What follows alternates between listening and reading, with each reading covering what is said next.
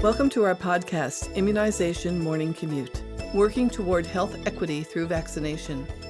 Morning Commute is developed in collaboration with At Point of Care and Projects in Knowledge and is part of a continuing medical education series. This independent CME-CE activity is supported by an educational grant from Merck. In this episode, Dr. Joseph McGowan and Dr. David Rosenthal discuss inequities in healthcare, especially as it relates to access to young adult and adult vaccines. What is the difference between inequity and inequality? How can inequity be overcome, especially in regard to vaccination, to ensure everyone has the advantage of this mainstay of public health?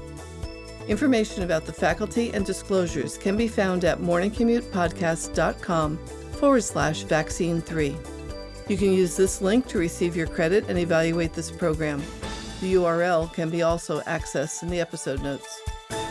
Dr. McGowan is professor of medicine at the Zucker School of Medicine at Hofstra Northwell in Manhasset, New York. Dr. Rosenthal is a medical director in the Department of Medicine and Pediatrics at Northwell Health in Great Neck, New York. I am Candace Hoffman, managing editor of Morning Commute. Dr. McGowan will begin our discussion. Welcome to our podcast. I'm joined by Dr. David Rosenthal. Welcome, David. Today we're going to discuss vaccines in regard to access and inequity. And this has been quite an evident issue with the COVID-19 pandemic, but these same barriers are seen for all of our recommended vaccines. Unfortunately, vaccine uptake in young adults and adults has been poor in the United States, especially among certain racial, ethnic, and economic groups. And we've become very sensitized due to COVID, and the focus is rightly there, but we had over 35.5 million cases and 34,000 Americans who died of influenza in 2019, almost 44,000 people who died from pneumococcal disease, and there have been over 45,000 HPV-associated cancers diagnosed in recent years. So many of these could have been prevented by more widespread and routinely administered vaccination as part of routine primary care. So the burden of illness that we're going to discuss has not been evenly distributed. We have to remember that vaccination has been widely considered one of the greatest global medical achievements of modern civilization. According to WHO, we avert about 2 to 3 million deaths a year from vaccination. And it's one of the major contributors to our advanced increasing life expectancy over the past century. So once commonplace diseases like smallpox, polio, and measles have been effectively eradicated from vaccines. So a complacency is not really an option. And we've seen, at least in New York, we saw not too long ago, how a lapse in vaccination led to a local epidemic in measles cases. So vaccination is cost-effective, it's scalable to provide a passive means of disease control for an entire population. What we need is probably a diabetes vaccine too. So we've learned a lot about vaccines as a tool to protect us against infections, especially from respiratory infections like COVID or influenza. So in order for them to be effective, we have to get a higher level of immunity in the population, high enough to stop the spread. And we've heard talk recently about herd or population immunity. And that's the level of protection needed to achieve, get the population protected against any spreading disease. And that can vary between 50 and over 90%. The two most important factors that indicate how much herd immunity we need are how contagious the infection is and how long-lasting the immunity. So for something like measles, for example, each case could infect another 14 to 18 people. So you need to have over 95% of the population vaccinated in order to get herd immunity. And then the other issue, how long the immunity lasts. For measles, that immunity is lifelong. So we only have to get to everybody once and vaccinate them. But for something like norovirus, for example, immunity lasts only about 6 months. So herd immunity is not going to be a strategy that would be particularly effective for that infection. COVID, somewhere in between, about 2 to 3 infections per case. So that comes up to that 70 to 75% of the population that has to be vaccinated to protect us. If we look at our list of the vaccines that are necessary for adults and young adults that are recommended by the Advisory Committee on Immune Practices, that's the ACIP, for example, influenza, that has an infection rate of about 2 cases per infection. shorter immunity, so for that, we vaccinate every year. For Tdap, tetanus, diphtheria, and pertussis, that requires a booster every 10 years. For measles, mumps, rubella, you have to dose at least one dose for people born after 1957, up to age 65. For recombinant zoster, if you're over age 50, get 2 doses of that and no booster is needed. For HPV, we give 2 to 3 doses for those 19 to 26, but we can vaccinate up to 45, but that's something you discuss with your patient on a case-by-case basis, it's shared decision-making, and no booster is needed for that one. And the pneumococcal polysaccharide vaccine should be given to those over 65 or younger age if you have an immune suppressive disease. And then based on need, you can give hepatitis A, B, and meningococcal vaccination. So David, a lot of people have questions about these different types of vaccines, how they work. And so what can you tell us about this topic? Well, great. So I think that it's really important that we take a look at a few things. One is that really vaccinations provides a thing called active immunity. So active immunity is things that you can get from actually having diagnoses or having diseases, but you can also get active immunity by being able to receive vaccines, because what a vaccine does is it essentially teaches your immune system and you're able to build effective immune responses as a result of this. So what happens is your B cells are basically one of your immune cells. And what they're able to do is when you receive a vaccine, what it does is it basically gives you small parts of that virus or that bacteria that would cause you to get ill, but it gives it to you in a way that actually doesn't cause the disease or the diagnosis. And since we're able to do that, your immune system recognizes that. And then when you actually see that information, you're able to kind of have that response. You're able to have an immune response to be able to recognize that antigen or recognize that piece of that pathogen or that piece of bacteria or virus, and then are able to respond to it with a subsequent immune response. And so that's really one of the important things. And that's different, Dr. McGowan, between the other resources that we see when we're looking at something like passive immunity. So things like passive immunity is when we're able to give someone antibodies to protect them against things, and that's an infusion, but that doesn't let you maintain your own immune responses. So the nice thing that you mentioned about immune responses is that by getting a vaccine, you're able to build an immune response and then hold on to that immune response by building a memory response. You basically teach your immune system how to continue to hold on to that response and then be able to continue to be able to protect you over time if you're able to have those responses. You asked a great question also. I loved when you mentioned before, Dr. McGowan, I think you mentioned, you were talking about herd immunity. And I think it's a great conversation. You know, I'm an immunologist, as you know, and one of the things that's funny is we've been talking about herd immunity since I've, kind of been looking at what I've been doing. And it kind of comes from this concept of a herd of cows or herd of animals, basically, that are part of a group. And we need to basically build enough immune response in that group, in that herd, so that if one person or one cow in the herd basically gets sick, they're all able to remain well. And so that's why we're able to make sure that it's really important that a large number of us are able to get vaccinated. So when we see something like an outbreak of measles, we're able to have enough people in our community, in our herd, in our neighborhoods, in our environment, in the people that we see at work and where we go to, and are able to then be able to make sure we're able to keep ourselves healthy by not having that response, because enough of us are protected against that. Thank you, David. Yeah, that's such an important concept. I mean, we've touched on the poor, sort of an uneven vaccine distribution that's taking place in young adults and some of the social determinants that might underlay the state of where we are. And this is seen not only, of course, for COVID vaccines, but also for influenza, for HPV, for measles, which also have been impacted by religious and cultural issues as well. So how do we approach the problem? And we'll define our terms. The terms equality and equity are often used interchangeably. However, they differ in important ways. Equality is typically defined as treating everybody the same, giving everyone access to the same opportunity. And meanwhile, equity refers to a proportional representation of things, how things are distributed, how we get things done, and that will be broken down by race, class, gender, etc. When you're looking at that, I think that the way I always use the analogy that makes it kind of very reasonable is if you're looking at a baseball game and you're looking at a field of people and you have people that are different heights, if you're all standing on the same size box to look over the fence, then you're basically all equal. So that's really equity. That's equality.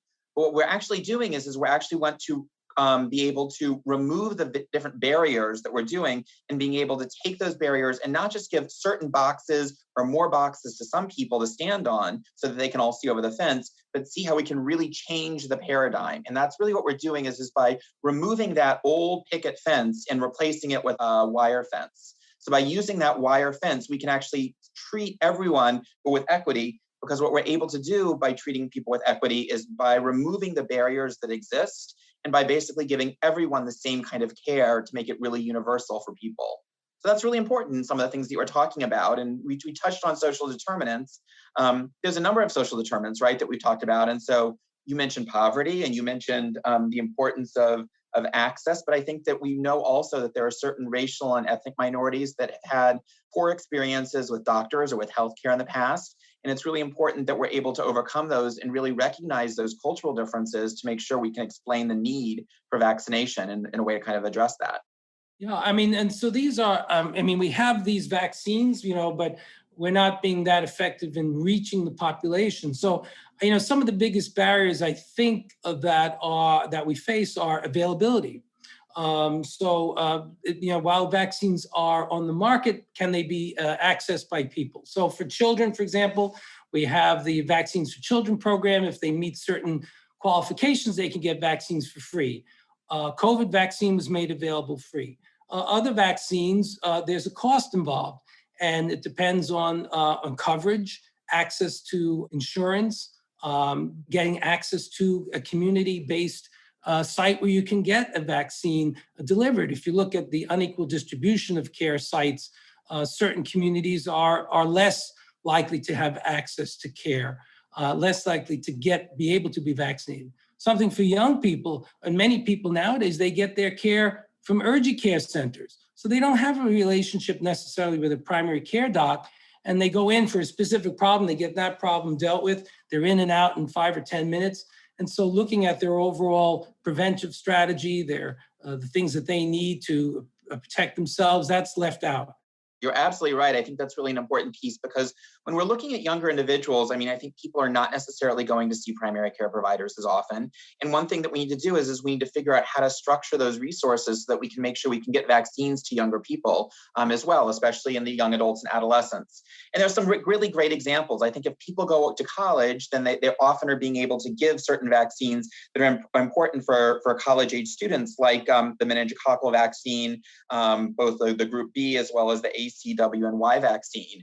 But one of the things that we're seeing is that people that are not necessarily college bound, even though they're living in large congregate settings, they're living with 5 or 6 roommates in an apartment or whatever, they're not really being offered this vaccine in the same way. And so it's really important that we're able to overcome that. And similarly, we're seeing, for example, with HPV vaccine. So HPV vaccine is really interesting because it used to just really be available to people that were under the age of 26, but now the indications have actually expanded. So it's covered by most people's insurance that have insurance for patients that are much older. And so even though the specific indication really encourages it for those in the younger age cohorts, it is important that we look at these vaccines for people that are in older age cohorts that are still having risk of acquiring HPV, and we can make sure that we can really do something about that. So I completely agree with what you're saying. Yeah, and actually to stay on that HPV issue, there was some interesting work that was done looking at the racial and ethnic disparities about HPV vaccination. And what they found is that if your person's provider recommends the vaccine, so if they're educated about what the indications are, as you indicated, this expanded indication, people making this recommendation has actually lessened this disparity in race and ethnicity in providing HPV vaccines. So going to that CDC website, looking at the ACIP recommendations, make sure you're approaching your patients with these appropriate guidelines are really important. And as I said, at least with HPV, it's had an impact on some of the disparity. Yeah, that's really important. And, I did a lot of work with HPV when I was getting my PhD. And one of the things that we're really talking about is that HPV vaccine not only makes a significant difference for cervical cancer, but also for anal cancer for people that have anal intercourse. It's also important for people that have different infections of the throat. You can have human papillomavirus infections of the throat or of the lungs. And so there are impacts for HPV vaccine beyond just cervical cancer, but really to address a broad number of papilloma-forming precancers and cancers that can affect multiple different parts of the body. So it's really that vaccine is important for not just, I think, cisgender women, but really to talk about really the community at large and really make sure we're addressing this across the age cohort. And, I think you mentioned up something recently also about the recent outbreaks that we've been seeing of measles that's existed. And I think there was a number of outbreaks that have occurred across the United States in recent years that are really very important. And so really making sure that we do have both our childhood vaccines is important, but then really is ensuring that we're maintaining adequate immunity. And another perfect example of that is a tetanus shot. We all need to be protected against tetanus, and the guidelines are really that every 10 years you get the Tdap vaccine, the tetanus, diphtheria, acellular pertussis vaccine, or the TD vaccine to make sure you're able to receive that every 10 years on a booster. And if you didn't ever get the Tdap vaccine, then your first vaccine should certainly be that way. So it's important that we look at those reasons, because at any point we could end up having an interaction with a rusty nail that we could step on, that we could walk on, and that's really part of a preventative methodology that we need to be using. So David, I want to talk a little bit about this concept of education, and there's a stigma that's developed around vaccination and anti-vaxxers and that sort of thing. I just saw a campaign where actually New York City Department of Health is trying to get people who've been vaccinated to provide, to share their experiences, to provide testimonials, et cetera. The whole issue of the distrust of the health system in Tuskegee, which is, of course, is the opposite of what we're talking about here, as far as having an effective treatment that we want to get out to people as opposed to withholding it. So how do you think, how do we educate people who are reluctant to accept vaccination? And I know it's a challenge for a lot of our providers. They have a limited amount of time. How do you get this message across, do you think? What's been successful for you? So I think that's a great question. I mean, one of the things that I find that's most important, and we've been seeing this a lot with the COVID vaccine, is really when I tell my story, when I say that I got my vaccine. And I think that personal narrative actually makes a big difference, because I think that what happens is that what better advice could I give my patients than the advice that I give myself or that I give my loved ones? And so I think that by talking about the fact that I received this vaccine, I received my flu shot this year, I received my COVID vaccine, I made sure I got my measles titers checked and made sure I was protected against measles. These are really important concepts that say not only is this healthcare that I'm providing is the care that I want to give you, but it's the care that I'm giving myself and my loved ones. And so I think that connection with the patients, it allows you to establish rapport. It overcomes a lot of the bias that's there, and it really lets you tell your personal narrative in a way that kind of creates the connection with the patient and is able to talk about it. For certain other vaccines that are going to be treated for patients that are slightly older than I am, I'll talk about the shingles vaccine. And instead of talking about my experience, I'll talk about that I've recommended that my parents get it and my parents got that vaccine. So even if that vaccine doesn't specifically apply to you or your age, I think as a provider, by telling that narrative, you can talk about the importance of it. You can tell what's happening, but I think that personal connection makes a big difference and overcomes a lot of challenges. We see with these epidemics and pandemics, it really puts a stress on the healthcare system. So a lot of these are structural issues and problems. How do we, I think we're sort of challenged in how do we get access to care? We have increasing technology, improved care delivery systems. So the importance of universal access to care is extremely important. It's hard for individual clinicians to deal with that.